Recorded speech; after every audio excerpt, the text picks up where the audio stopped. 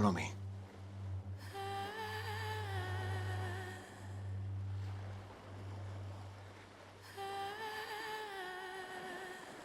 I will.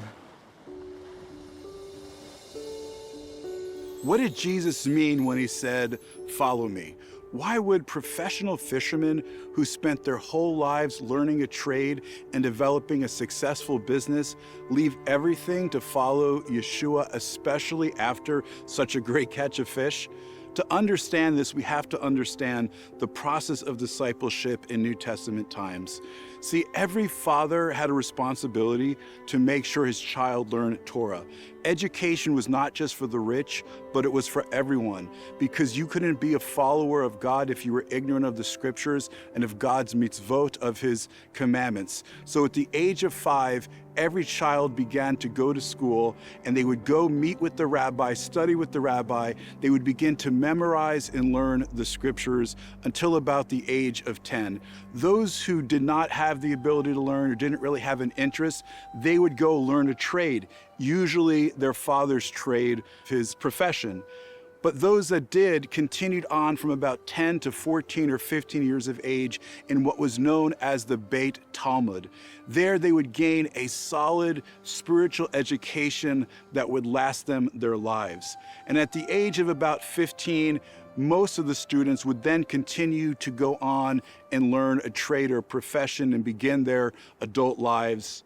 But those who really had a passion for learning and really had a special aptitude, they would go and seek out a rabbi, and the rabbi would test them. He wanted to make sure that they really had the ability to learn, because they would represent him. His rep would be on the line. And so he didn't choose most disciples, only the best. When the rabbi decided that he was going to choose that disciple, he would say, "Come and follow me." And it would have been a huge honor to be selected. Men like Peter and Andrew and some of the other disciples, they didn't make the cut. They went and learned a trade. But you could imagine when they're fishing and Yeshua, who's not just a rabbi, he's the Messiah, what Yeshua-Jesus was saying is, "You've made the cut." And they left everything to follow him. I know a little bit about what that would have felt like. I shared a little bit with you about my testimony where I had this supernatural encounter where my soul left my body and I went to heaven and I encountered Jesus. Well, in that encounter, Jesus said, "Many are called, but few are chosen." And I said, "Lord, am I chosen?" He said, "Yes, you're chosen."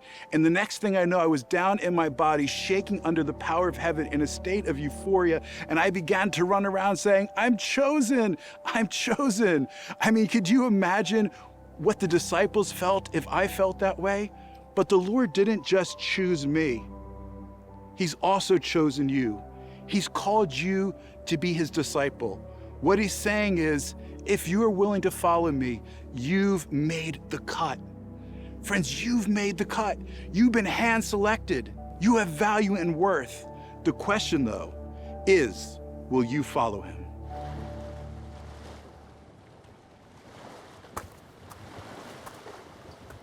Rabbi.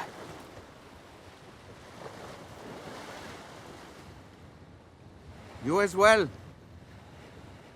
Yes, you, James and John. Come, follow me. I'll take the fish into market and settle up Simon's debt.